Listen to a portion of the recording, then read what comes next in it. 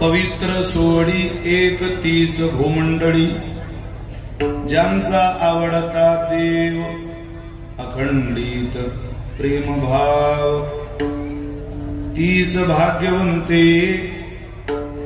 भाग्यवंते सरती पुरती धनविते ज्यांचा आवडता देव अखंडित प्रेमभाव तुका म्हणे देवा त्यांची केल्या पावे सेवा ज्यांचा आवडता देव अखंडित प्रेमभाव मुक्ताबाईन त्रिभुवन पाव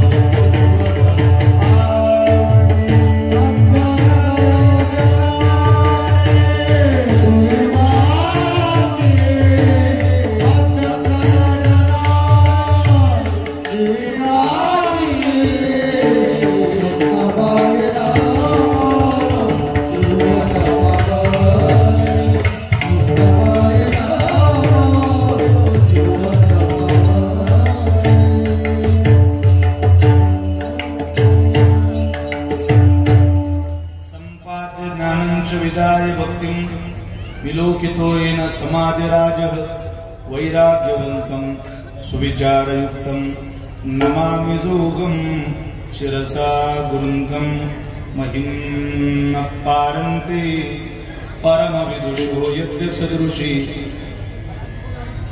स्तुतिर्ब्रह्मादीनामपि तदवसन्नस्त्वयि गिरः अथावाच सर्वस्वमति परिणामावधिगुणम् ममापेश स्तोत्रे हरनिरपवाद परिकरः जिति ज्ञान विज्ञान संजीवो होते जिति योग विद्येस सामर्थ्यते जिति मानवाला मिळे मोक्ष गाथा तुझ्या पायी ऋषी सदानंद माता गण गण गणात वो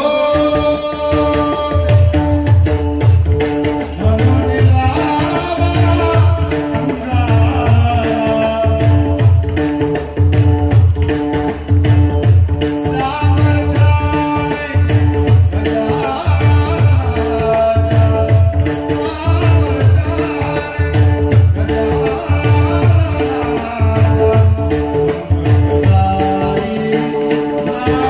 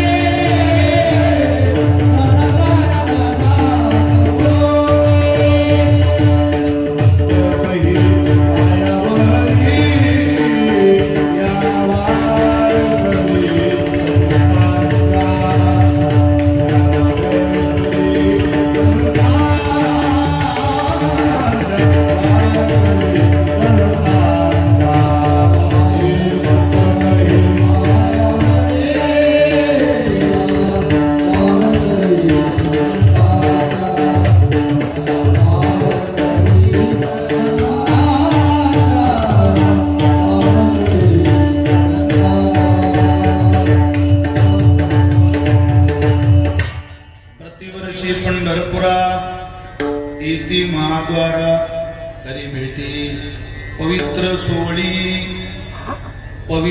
सोवळी एक तीच भूमंडळी ज्यांचा आवडता देव अखंडित प्रेमभाव सेवेकरिता निवडलेला अभंग संत श्रेष्ठ जगद्गुरु श्री तुकोबार आहे। ज्या श्री तुकोबारांच्या अभंगवाणीला वारकरी संप्रदायाच्या दृष्टीने किंबहुना वारकरी संप्रदायाच्या विचाराने सूर्याची प्रखरता, चंद्राची शीतलता, अग्नीची दिव्यता, वेद मंत्राची पवित्रता, गंगेची शुचिता, आईची वात्सल्यता अशी उपमा दिलेली आहे।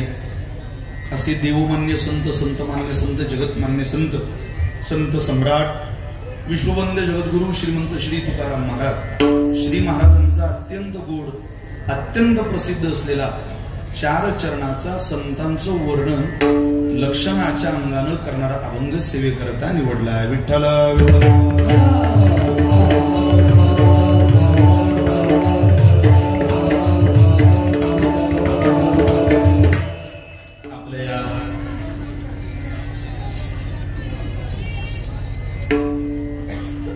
सावरगाव नावाच्या गावामध्ये संपन्न होत असलेला हा भव्य दिव्य मारुतीरायाच्या दरबारातला उत्सव आपल्या या कार्यक्रमाला जवळजवळ 38 वर्ष पूर्ण होत आहेत आणि या वर्षी 39वे वर्ष आपण साजरे करत आहोत। आपल्या सगळ्यांच्याच पवित्र दानातनं, उपस्थितीतनं संपन्न होत असणारा हा उत्सव आणि या उत्सवामध्ये 5व्या दिवसाची कीर्तन सेवा समस्त गावकरी मंडळींच्या आग्रहाने प्रेमाने माझ्याकडे आलेली। सावरगाव मध्ये एकदा वर्ष श्राद्धाच्या निमित्तानं दीपक दादा गवडींच्या सासऱ्यांच्या मला असं वाटतं वर्ष श्राद्धांच्या निमित्ताने तेवढ्याला येणं घडलं आणि त्यानंतर या उत्सवामध्ये आपल्या सगळ्यांच्या भेटीचा योग आहे। मला या कार्यक्रमाकरता आदरणीय बाबाजी खुशारे यांनी ज्यावेळेला संपर्क साधला त्यावेळेला मी त्यांना 2-3 दिवस नकारच दिला, कारण मला ते शक्य नव्हतं। पण नंतर आदरणीय नानांचाही फोन झाला आणि गावकरी मंडळींचा विशेष आग्रहामुळे थोडासा प्रवास बदलल्यामुळे मला ही सेवा देता आली। आपल्या सगळ्यांच्याच प्रति अंतःकरणामध्ये कृतज्ञतेची भावना आहे, प्रेम आहे। आपल्या सगळ्यांना मनापासून धन्यवाद देतो। इथं भावार्थ रामायणाची ज्यांच्याकडे व्यासपीठाची सेवा आहे अशा आदरणीय हरिभक्तपर्यंत दत्तप्रसाद महाराज खडक माळेगाव महाराजांना मनापासून धन्यवाद देतो, प्रणाम करतो। उपस्थित संत सज्जन मायबाप, या कार्यक्रमाला ज्यांचं आशीर्वाद आहे, ज्यांचं प्रेरणास्थान म्हणून या उत्सवाची आपण सुरुवात केलेली आहे, वैकुंठवासी प्रातस्मरणीय रघुनाथ महाराज सावरगावकर बाबांच्याही स्मृतीला आज त्यांच्या चरणी कृतज्ञतेची भावना व्यक्त करतो। भरपूर मंडळी कीर्तनाला आली, पुरुष मंडळी किती दाटून बसले, त्यात वराडणी कशा बसल्या दाटून दाटून। तुमच्याकडे पाहिलं की अगदी लांबून 3 हिस्से जागा तुम्ही घेतली सभा मंडपात। उद्या आमच्या अस्तित्वाचा प्रश्न आहे पुरुष जातीच्या। पहिल्या मंडळींची संख्या पाहिली की असं वाटतं माणसं कारगिलच्या युद्धाला गेली असावी, ते सुद्धा आहे। फक्त बसायला त्यांनी प्राधान्य दिलं, ती मंडळी बाहेर आहे। गावातली सगळी तरुण बांधव उभे। मला आलो त्यावेळेला कार्यक्रम घेतल्यापासून तिथल्या तरुणांचं विशेष कौतुक करावं वाटतं। 100च्या वरती युवक स्वतःला या सोहळ्यामध्ये वाहून घेत आहेत, झोकून देऊन काम करत आहेत। अहो, या तरुणांकडे पाहिलं की या सप्ताहाचं फलित काय असं जर तुम्हाला कोणी विचारलं तर तेच आहे। तुमच्या या पोरांकडे पाहिलं, या बांधवांकडे पाहिलं, सगळी माझ्या वयाची तरुण मुलं आहेत, काही 20-22 वर्षाची, माझ्यापेक्षाही लहान आहे, काही 25-30 वर्षाच्या वयोगटातली सगळी मुलं पाहिली की असं वाटतं 30-35 वर्ष पुरेल एवढी विश्वमौली ज्ञानोबा यांची साधक इथं आज गोळा करून पाठवली ज्ञानोबा। पुढचे 30 वर्ष आपल्या गावाला कुठलाही धोका नाही, कुठलंही बंधन संप्रदायाच्या दिशेने नाही, असा आनंदाचा सोहळा आहे। पोराला आनंदाचा लाटा उसळती प्रेमाच्या, या आनंदाच्या फुलामध्ये केवळ प्रेमाच्या लाटा उसळत आहे। जी जी मंडळी या कार्यक्रमाच्या यशस्वीतेकरता प्रयत्न करत असतील मी त्या सगळ्यांना प्रणाम करतो. जी मंडळी दान करत असतील, सहकार्य करत असतील, त्या सगळ्यांच्याच प्रति अंतःकरणपूर्वक कृतज्ञता व्यक्त करतो. आज भजन साथीला उपस्थित आदरणीय भजन सम्राट बंधू हरिभक्त परायण अक्षय महाराज वाघ महाराजांना मनापासून धन्यवाद आहे, प्रणाम. हरिभक्त परायण माझे फार जुने संबंध आदरणीय सुभाष महाराजांशी आहेत. आदरणीय वडनेरला येत असताना भैरवनाथाच्या सेवेकरता कायम त्यांच्याकडे येणं घडलं. अगदी सोनवड वारकरी परंपरेतला एक व्यक्ती म्हणून आदरणीय सुभाष महाराज बेंडकेंकडे आपण बघत असतो. महाराजांना सुद्धा प्रणाम करतो. आदरणीय महाराज सगळी मंडळी, मृदंग साथीला माझा छोटा बंधू आदरणीय या महाराष्ट्राचं उभ्या या नाशिक जिल्ह्याचं वैभव आदरणीय ओंकार महाराज रायते महाराजांना सुद्धा प्रणाम करतो. आज महाराजांचे वडील आदरणीय हरिभक्त परायण निवृत्ती महाराज रायते सुद्धा उपस्थित आहे. त्यांच्या सोबत आलेली सगळीच मान्यवर महाराज मंडळी, कीर्तनकार, प्रवचनकार या सगळ्यांना वंदन करतो. परिसरातील आलेले आदरणीय आमचे गणेश भाऊ जाधव देवपूर, त्यांचे सगळेच सहकारी मंडळी आले. भरपूर गावची मंडळी कार्यक्रमाला आहे. पिंपळगाव बसवून टोलनाक्याचे मॅनेजर सुद्धा मला टोलनाक्यावर भेटले. म्हटले मी कीर्तनाला येतोय, कदाचित आले असतील माहिती नाही मला. राकेश दादा चौधरींचाही मला फोन झाला. अशी सगळीच मंडळी या ठिकाणी कार्यक्रमाला उपस्थित आहे. उपस्थितांच्या चरणी प्रार्थना करतो. तुम्ही सगळ्यांनी गळ घातली म्हणून एक डाटा सेव्ह करण्याकरता आपण कॅमेरा चालू ठेवतोय, बाकी कॅमेरे बंद करा. युट्यूबला तर टाकायचं नाही, फक्त सेव्ह तुम्हाला आठवून म्हणून काही तुमच्या छोट्या क्लिपा तुम्हाला बनवायच्या असतील तर थोडीशी बंद नाही म्हणून बाकी मोबाईल बंद ठेवा अशा सगळ्यांना विनंती करतो आणि सेवेला प्रारंभ करतो. विठ्ठल सो हळी नाही, सो वडी नाही त्या विटाळ अखंड सोहळा उपाधी वेगळा जाणे वेगळा.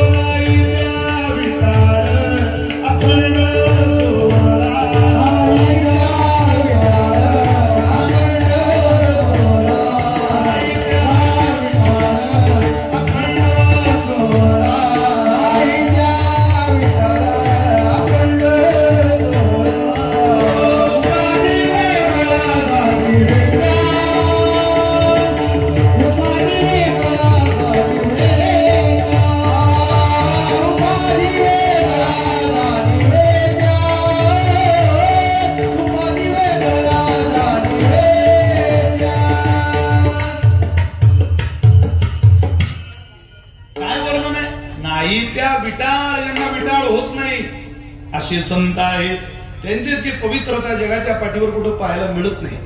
पवित्रतेची यादी जर तपासली तर खूप मोठी यादी आहे. त्या यादीचं वर्णन आदरणीय कीर्तनकार कविताताई पगार या ठिकाणी उपस्थित कार्यक्रमाला प्रणाम. या विठ्ठल विठ्ठल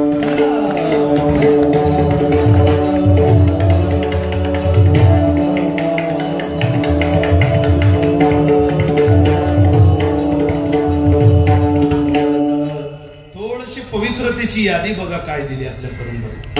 अनेक गोष्टी पवित्र आहे. आपल्याला काहींची महती माहिती आहे, काहींची माहिती नाही. व्यवहारामध्ये काही गोष्टी पवित्र आहे, साधनेमध्ये सुद्धा अनेक गोष्टी पवित्र आहे. आता जे मेंढीच्या कापडाचं लोकर आता घोंगडे बरेच ठिकाण चालले कसा ना आमचं सुरूही झालं नाही तर तुम्ही चांगले म्हटलं.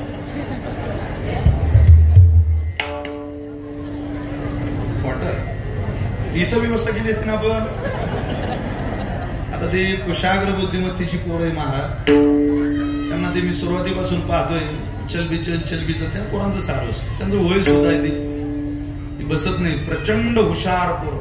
त्या वयात आपणही तसंच होतो, आपलं बालपणही तसंच होतं लहानपणात. त्यामुळे त्यांचा नाद करू शकत नाही. लहानपणात माणूस कसा असतो, माझ्या वर्गात एक रामदास नावाचा माझा मित्र होता. काय माझ्या बेंचवर बसायचा रामदास, फारच बुद्धिवान, पण शाळेत नाही बरं का, हजर जबाबी उत्तर द्यायला. दिवस MS पाटील सरांचा पिरियड चालू, शिकवत होते ते, स्वर बंद केला तरी चालेल. आणि ते शिकवत असताना एक मागच्या पोराला झोप लागली. MS पाटील सर म्हटले, रामदास अरे तो मूर्ख झोपला, जरा त्याला जाऊन उठव रे. एका सेकंदात रामदास म्हणे, का हो गुरुजी झोपवलं तुम्ही, उठवू मी. इतका हजर जवळ हे त्या वैशिष्ट्य वयात ती पोरं काय बोलतील. अहो आमच्या शाळेला एकदा आग लागली, आणि आग लागल्यानंतर मग 8-10 दिवस आमची शाळा बंद होती, शिवाजी हायस्कूल नावाची. कडेलाच आग लागली होती, मग 8-10 दिवस सुट्टी दिली. बाबा ते सगळं रंगरंगोटी वगैरे झाल्यावर जातं पोरांना दिली. आठवडाभराने 10 दिवसांनी एक दिवस सहज शाळेत विषय निघाला, आणि त्याच रामदासला आमच्या सरांनी उठवलं. रामदास, घटना आणि दुर्घटना यातला काय फरक? तो म्हणे, गुरुजी 7 दिवसापूर्वी आपल्या शाळेला आग लागली ही घटना आहे, आणि त्यातूनही तुम्ही वाचली ही दुर्घटना आहे. नाद करू नये रामदासचा. रामदास म्हणजे तुफान ब्रिलियंट. अहो एकदा तो सोमवारी शाळेत आला नाही, मंगळवारी शाळेत आला नाही, बुधवारी शाळेत आला. गुरुजी म्हणत, बाबू रामदास 2 दिवस दिसला नाही, कुठं गेलता का बाहेर? तो म्हणे, नाही सोमवारी पाऊस चालू होता, आमच्या आईने चड्डी धुतलेली होती माझी, ते बाहेर वाळत होती, मी वाट पाहू चड्डी आता सुकीन तेव्हा सुकीन, आता सुकीन तेव्हा सुकीन. माझी चड्डी सुकली, शाळा सुटली. कसं येऊ शाळेत? बर पण मंगळवारी दिसला नाही बाबू. तो म्हणे, मंगळवारी तर मी येऊनच राहतो, पण मंगळवारी मी घरून शाळेचा ड्रेस घालून तुमच्या दारापर्यंत आलो, तुमची चिठ्ठी बाहेर वळत होती. मी म्हटलं, बहुतेक गुरुजी काही जात नाही गळ्या. रामदास म्हणजे कठीण रामदास. आता शेवटचं उदाहरण सांगतो तुम्हाला रामदासचं. एक दिवस शाळेत वर्गात आमच्या साहेब आले, आणि त्यांनी विचारलं, रामदास अरे साहेब येणारे गुरुजी. म्हटले, जरा उत्तर बित्तर नीट द्या बरं का. तो म्हणे, काय काळजी करू नका तुम्ही गुरुजी. साहेब आले ना, आल्याच वर्गात साहेबांनी विचारलं, काय सर काय म्हणते वर्ग? म्हणे, खूपच तयार आहे पोर, सगळ्यात जास्त हुशार. म्हणे, हा खूप हुशार. उभा राहा रामदास. तो हुशार होता. वा वा, काय विचारा म्हणे तुम्ही त्याला व्यवहारातलं? आता गुरुजींनी व्यवहारातलं तुला सोडून अभ्यासातलं विचारलं. बाबा 35 आणि 35 रे? तो म्हणे 80. साहेब म्हणत, का खूपच हुशार आहे. 80 समोर आला, 35 आणि 35. अहो म्हणे 35 आणि 35 70 होता ना, हा 72 80 सांगते, तरी तुम्ही म्हणता हुशार आहे. गुरुजी म्हणत, साहेब खरंच तो हुशार आहे. अरे पण 80 सांगते ना. सांगू द्या म्हणे, सांगले तर हे शंभराच्या पुढे बाकीचे.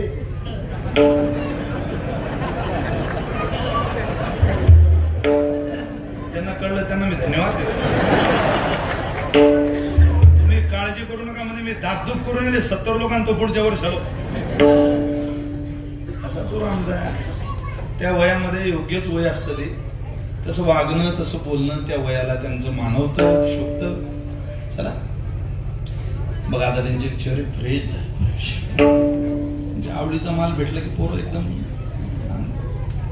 काय पवित्र आहे. व्यवहारामध्ये अनेक गोष्टी पवित्र आहेत महाराज. अनेक व्यवहारामध्ये आपण घोंगडं पांघरतो. रजस्वला असताना स्त्री म्हणे 4-5 दिवस स्त्रीनं घोंगडं पांघरावं, घोंगड्याला विटाळ नसतो घरात. तांब्या पितळाची धातू आपण का वापरतो? तांब्याच्या भांड्याला विटाळ नाही, पवित्र आहे ते. तांब धातू पवित्र आहे. अहो जगातली सगळी साधनं सगळी धातू सोडून दिली ना, आपण सोनच का अंगावर घालतो? कारण सोनं अंगावर घातल्यानंतर एक विष्णू सहस्रनामाचा श्लोक जरी म्हटला, पवित्रानां पवित्रम यो मंगलानांच मंगलम देवतम देवतानांच, विष्णू सहस्रनामातला पवित्रतेचा श्लोक म्हटला. भगवंताची पवित्रता त्या धातूमधून आपल्याकडे सुपूर्द व्हायला मदत होते, सहकार्य होतं. इतका तो धातू पवित्र आहे. जगाच्या पाठीवर अनेक गोष्टी पवित्र आहेत महाराज, अनेक.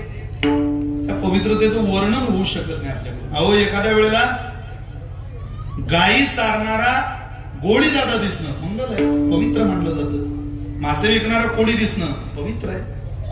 ती पवित्र क्रिया आहे जीवनातली. एखादी बाई घट भरून, माझ्याकडे लक्ष द्या जरा, घट भरून इकडं आपल्या समोर येत असली तरी आपण ती घटना पवित्र मानतो. या व्यवहारदर्शी पवित्र घटना आहे. अशा अनेक गोष्टी आहेत शास्त्रामध्ये. त्या पवित्रतेला बाध कधी येत नाही. आपल्याला संतांच्या पवित्रतेपर्यंत जायचं आहे का? काय विठाला विठाला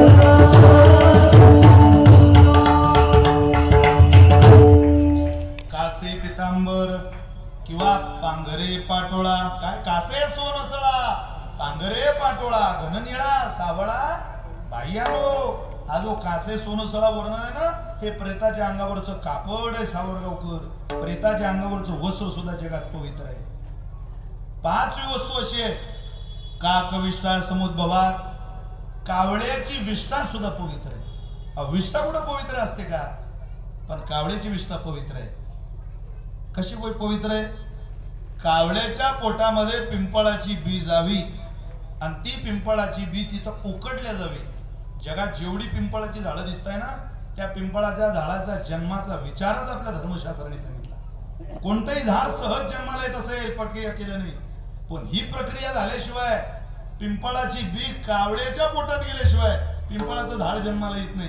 अगोदरच कावळा अपवित्र आणि त्यात त्याच्या पोटातली विष्ठा, ती पिंपळाची बी कावळ्याच्या पोटात जावी, तिथं उकडल्या जावी, राखवल्या जावी आणि त्या कावळ्याच्या विष्ठेतून पिंपळाची बी बाहेर पडली का त्यावेळेला तिथं पिंपळाचं झाड उगवतं आणि अश्वत्थाला त्या पिंपळाच्या वृक्षाला प्रत्यक्ष देवता मानण्याची पद्धत आपल्या धर्म परंपरेमध्ये, आपल्या हिंदू परंपरेमध्ये. एवढंच काय, पिंपळाचं झाड आपण तोडत सुद्धा नाही. पिंपळाचं झाड जाळणाऱ्या हिंदू पाहिला का तुम्ही कधी? नाही. का? त्याला देवता मानतो. काकविष्ठा समुद्भवा. वाटायला काही गोष्टी अपवित्र आहे, पण त्यांची पवित्रता कधी बाद होत नाही. या जगातल्या जेवढ्या वस्तूंची यादी शोधत गेलो आपण, या सगळ्यांच्या पवित्र स्थानी गोमाता, गंगा माता, या अनेक गोष्टी पाहायला मिळतात. पण पवित्रतेची यादी संपून जाते हो जिथं संतांचं चरण आम्ही पाहतो. का हो? इतकं काय? नारद भक्ती सूत्रामध्ये असं वर्णन आहे, तीर्थम पुनति तीर्थानी, तीर्थांनी ही तीर्थाला जर शुद्धता करायची असेल तर सकळही तीर्थे निवृत्तीचे पायी तेथे बुडी देई माझे म्हणा. जगातली सगळी तीर्थ पवित्र व्हायला कुठे येतात माहितीये का? तुम्हाला भगवान शंकराच्या मुखातलं पोचन सांगतो. ऐसे शंकर सांगे ऋषी जवळी, ऐसे शंकर सांगे ऋषी जवळी,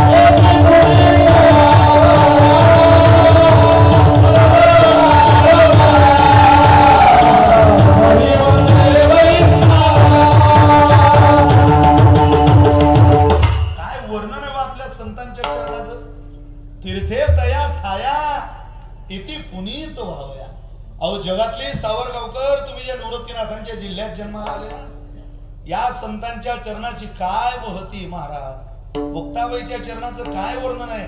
जगातली सगळी तीर्थ संतांच्या चरणाजवळ पवित्र व्हायला येतात. कारण इथून काही माणसं पाप करून तीर्थात पाप धुवायला जातात. पाप केलं पाहिजे. मग या पापी लोकांकडून ते तीर्थ मलिन होतं. त्या चित्रपटकाराने ज्याने गीत रचलं असेल त्याने बिचाराने बुद्धीचाच वापर केला असेल. गंगा हमारी कहे बात रोते रोते ओ राम तेरी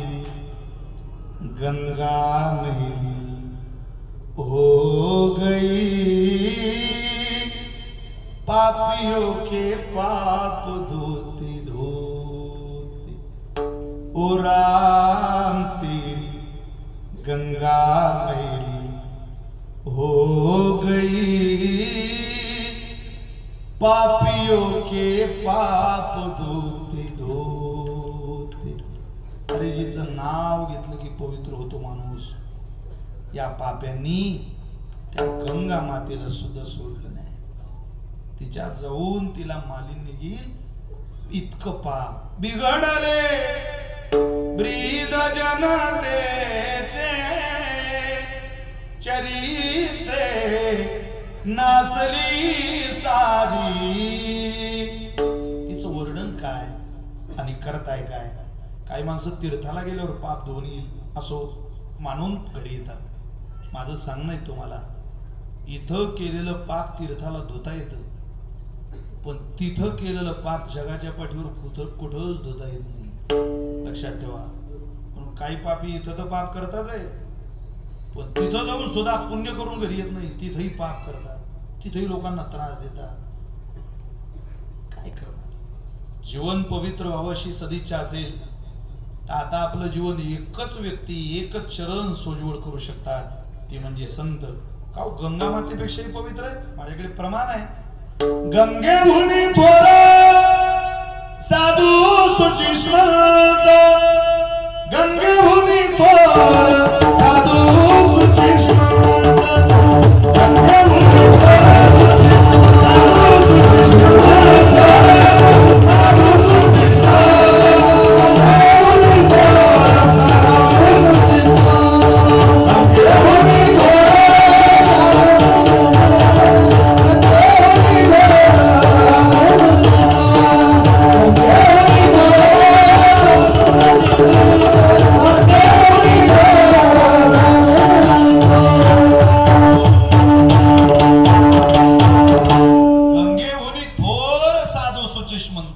गंगा शुद्ध होत त्यांचे संगी.